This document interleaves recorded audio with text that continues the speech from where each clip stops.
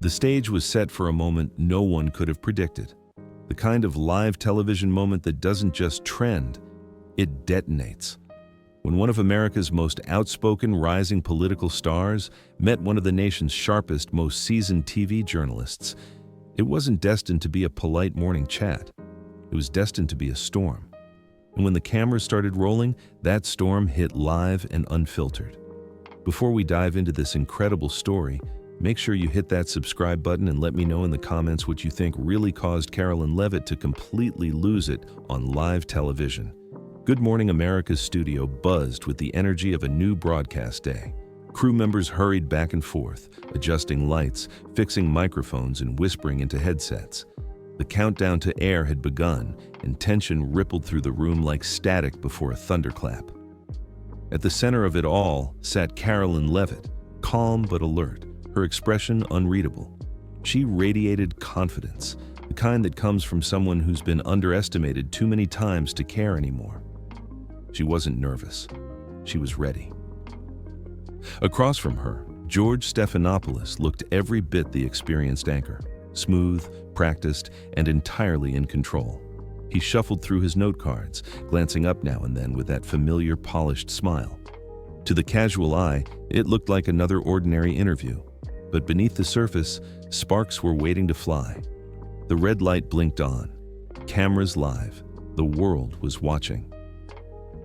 "Good morning, Karoline. Thanks for joining us," George began, his voice warm, his tone rehearsed. "Glad to be here," Karoline replied smoothly, the trace of New England grit in her voice unmistakable. For a brief moment, everything was calm. Then George leaned forward, cue cards ready, and asked his first question, innocent in form, loaded in intent. "Let's talk about your new book," he began, voice steady. "You call it another conservative manifesto, saying it speaks for forgotten Americans. But critics claim it's just old slogans repackaged. How do you respond to that?" The air shifted instantly. The tension was invisible but heavy, like a pressure drop before lightning strikes. Karoline's polite smile hardened. "Well, George," she replied, her words sharp but measured. "Maybe those critics should actually read the book before dismissing it. Every page is packed with real policies that speak to real problems. If they'd done their homework, they'd know that." The control room fell quiet. Technicians exchanged quick glances. This was not the soft, polite interview they had scheduled. George sensed the change but pressed on. "But isn't this the same message we've heard before?" he asked, his tone turning skeptical. "A young conservative championing traditional values under a new banner. What's really different this time?" Karoline's composure didn't crack, but her eyes sharpened. "Maybe the real issue," she said firmly, "isn't that I sound familiar. It's that Washington has forgotten what real Americans sound like. Where I come from, being consistent isn't a weakness, it's survival." The audience could feel it now.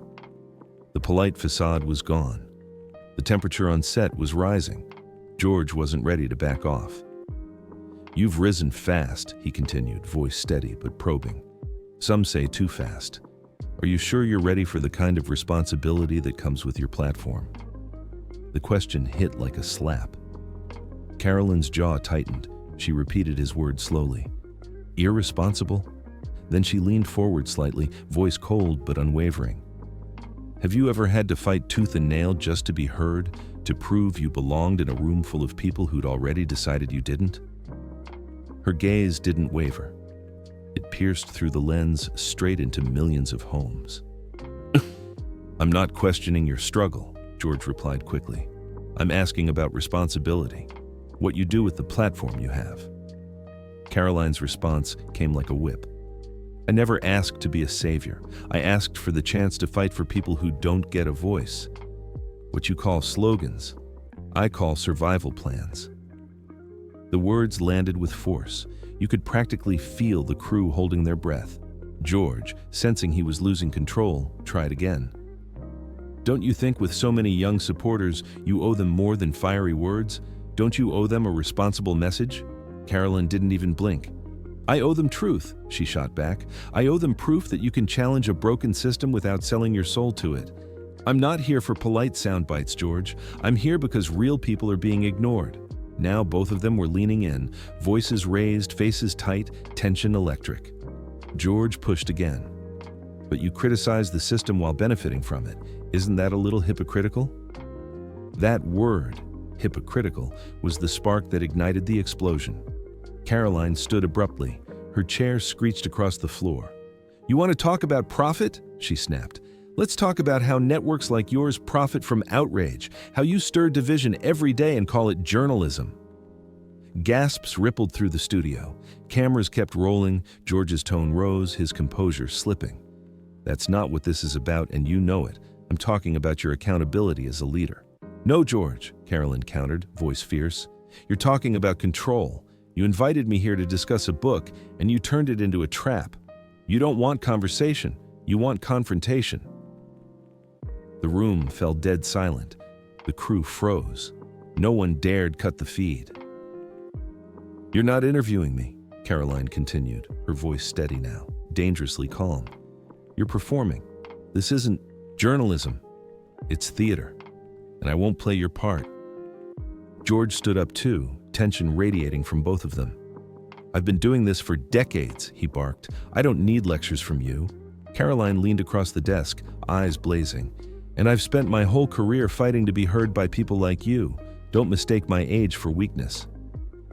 The control room was in chaos. Producers whispered frantically into headsets, but no one dared interrupt. George tried to regain control. "My job is to hold people accountable," he said tightly.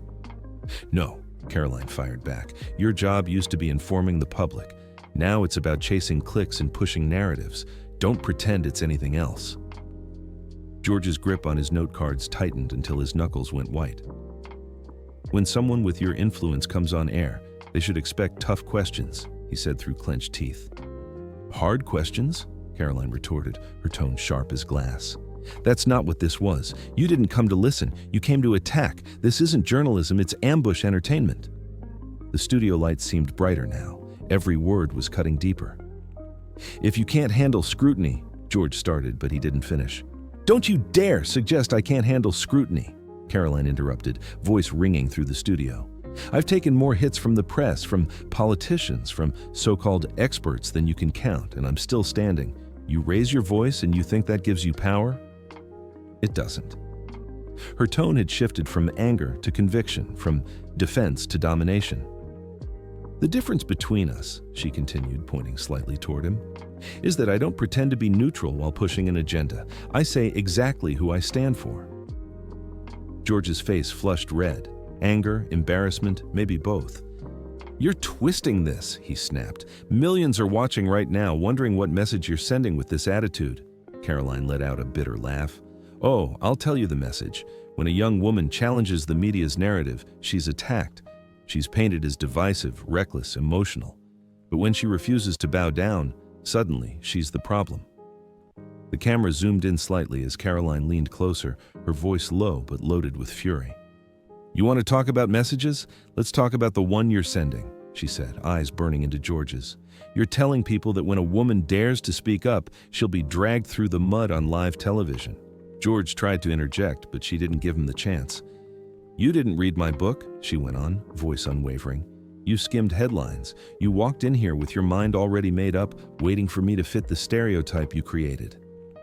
The control room signaled for a commercial. Break, but no one dared cut away. The scene unfolding was too raw, too real. The tension was electric, dangerous even, but impossible to stop watching. George straightened his tie, trying to regain his composure. "If your goal is unity," he said, struggling to sound calm, "why does your message always sound so confrontational?" Karoline didn't hesitate. "Because confrontation is the only thing that gets through anymore," she declared. "When you speak gently, no one listens. But the second you raise your voice, suddenly, they care. Maybe the real problem isn't my tone, it's your deafness." The words hit hard. Even the sound technicians paused, eyes locked on the monitors. "So now you're accusing the entire press of corruption?" George asked, trying to steady his voice. "I'm accusing people like you," Karoline shot back, "the ones who hide behind the illusion of objectivity while pushing narratives that serve power, not people." George exhaled sharply, his jaw tense. "That's not fair," he muttered. Karoline leaned in again, her tone cutting. "No, it's not fair, but it's the truth, and that's why Americans have stopped trusting you." Her voice was steady, her words deliberate. Every sentence landed like a hammer strike. George swallowed hard, but pushed on. "Karoline, when someone in your position uses such fiery rhetoric, doesn't it risk dividing people further?" "Dividing?" she repeated, her voice thick with disbelief. "You think I'm dividing people? I'm exposing what's already broken. Don't blame me for pointing out the cracks. You're the one who helped build them." There was no mistaking it now. Karoline wasn't defending herself anymore. She was on offense, and George was scrambling to keep up. The director motioned frantically again for a cut, but the producers shook their heads. Every second was ratings gold. George, voice tightening, tried to regain the upper hand. "Karoline, I think your passion is clouding your message." Her expression went stone cold. The entire room seemed to hold its breath. "You think passion is a flaw," she said slowly, each word sharp as glass. "You think caring deeply means I'm irrational? That right there, that's the arrogance people are tired of. The second someone speaks with conviction, you label them emotional. It's easier than admitting they might be right." A few people in the studio gasped quietly. The tension was almost unbearable now. George's face had gone pale, but he kept trying. "I'm simply saying that—" "Don't," Karoline cut in. "Don't patronize me." The air was thick enough to choke on. You could practically feel the pulse of the moment. Then, Karoline did something unexpected. She removed her microphone, not in a fit of rage, but with quiet, deliberate control. She set it down on the desk, her movements slow and precise. "I'm not storming off," she said firmly, standing tall.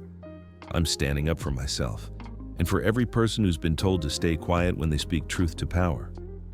George tried to respond, but his voice cracked slightly. "Karoline, please, this is live television." "Exactly," she replied sharply.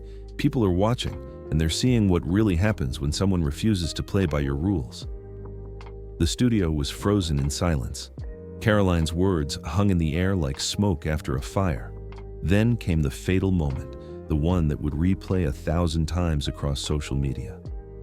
George, frustrated and unaware his microphone was still live, muttered under his breath, "This is exactly what happens when you put a kid in a leader's chair." The sound echoed across the set like a gunshot. Karoline stopped mid-step. The audience could almost feel her blood freeze. Slowly, she turned back toward him. Her heels struck the floor, sharp, echoing, deliberate. "What did you just say?" she asked, voice deadly calm. George's color drained from his face. I didn't mean—" "Say it again," she interrupted, her tone like ice. "Say it louder, so everyone can hear exactly what you think." George stumbled, unable to speak. But Karoline wasn't waiting for an answer. "You think my age disqualifies me?" she said, her voice rising again. "You think that because I'm young, my ideas matter less? That's exactly what's wrong with this country. Entitlement masquerading as experience." The crew stood frozen. No one dared breathe. "I don't need to be 60 to understand that Americans are hurting," she continued, her voice echoing across the studio. "I don't need gray hair to see that veterans can't get health care or that families can't afford groceries. You've had decades to fix those things. What did you do instead? You learned how to talk about them without ever solving them." George opened his mouth to speak, but no sound came out. Karoline's voice softened now, but the softness was razor sharp. "You tell young people to wait their turn, to play by rules that were written to keep them small. But when they stop waiting and start leading, you call them reckless." Now she was in complete control. Every camera, every light, every heartbeat in the room belonged to her.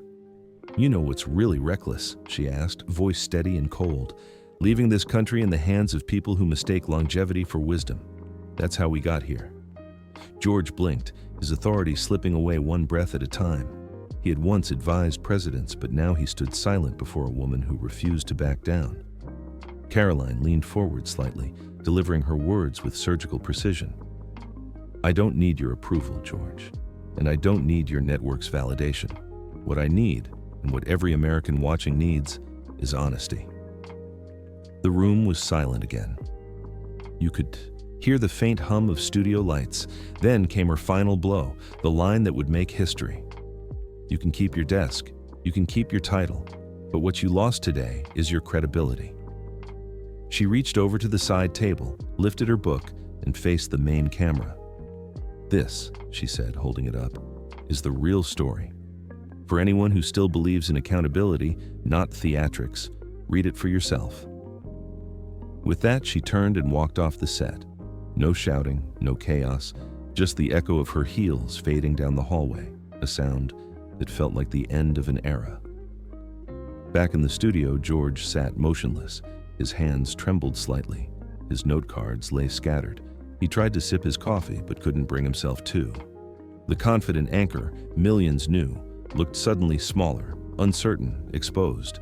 The control room finally cut to commercial, but the damage was already done.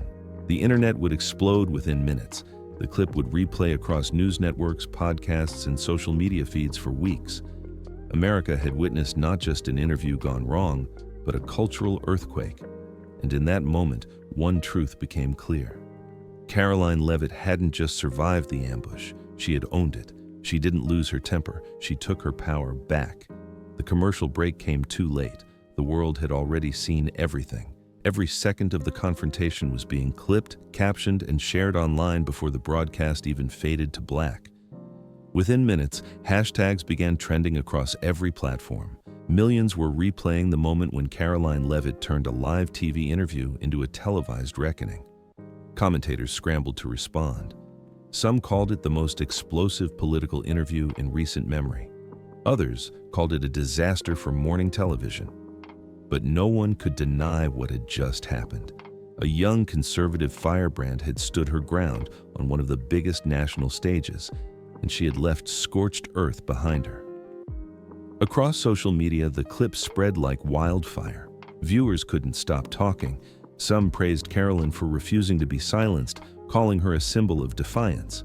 Others accused her of disrespect, saying she'd crossed a line. But even her critics couldn't ignore the electricity of the moment, that raw, unfiltered exchange that ripped away the polished mask of morning news. News outlets rushed to cover it. Headlines screamed across the web. Karoline Leavitt destroys network narrative live on air. Televised meltdown or moment of truth. George Stephanopoulos caught off guard in explosive interview clash. Everyone had an opinion, but few could look away. Inside ABC's headquarters, executives reportedly held emergency meetings to discuss the fallout. Clips of George looking flustered were replayed over and over, dissected by analysts and political pundits. The usually composed host had met his match, and it showed. Meanwhile, Karoline's team released a short statement online. The truth doesn't need permission to be spoken. It went viral instantly. Within hours, her book sales skyrocketed. Her following grew by tens of thousands, and her name became the topic of every political podcast and late-night monologue. For days, America couldn't stop debating what had happened. Was it passion or disrespect? Courage or chaos? A young woman standing her ground, or a media stunt gone too far? But one thing was certain. Something had shifted. That morning wasn't just about a book, a politician, or a TV host. It was about something deeper, the widening rift between the press and the people, the clash between authenticity and control. Clips of the confrontation were edited into slow-motion montages, reaction videos, and analysis threads. Everyone had a theory. Some praised Karoline for her fire, calling her the voice of a new generation. Others warned that her defiance signaled the death of civility. But to millions watching, it didn't matter which side she was on. What mattered was that she fought back. And somewhere, deep down, George knew it too. In the quiet after the cameras stopped, as the studio emptied and the lights dimmed, he sat alone at his desk. His reflection in the teleprompter stared back at him, tired, humbled, and maybe even a little haunted. He picked up his note cards again, but the words no longer mattered. That morning, control had slipped through his fingers, and for the first time in his career, he realized something undeniable.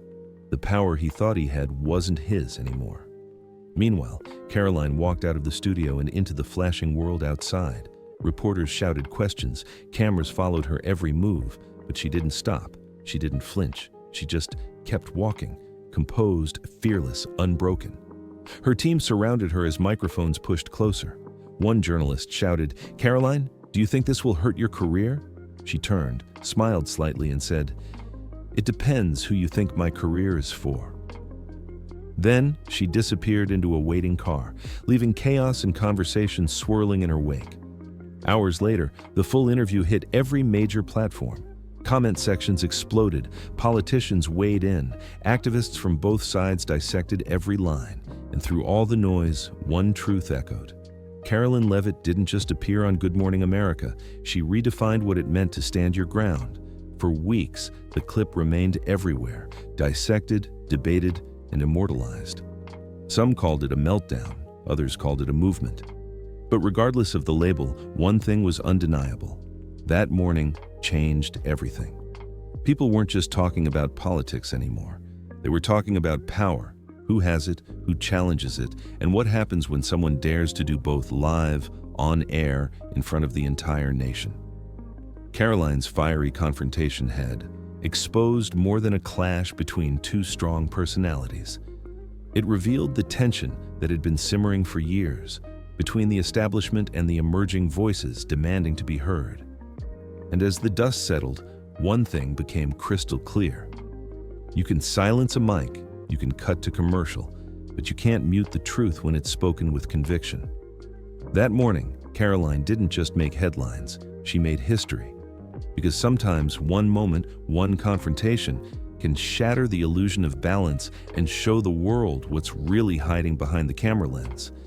And as the final echoes of that broadcast faded, one thought lingered in the minds of millions watching across America.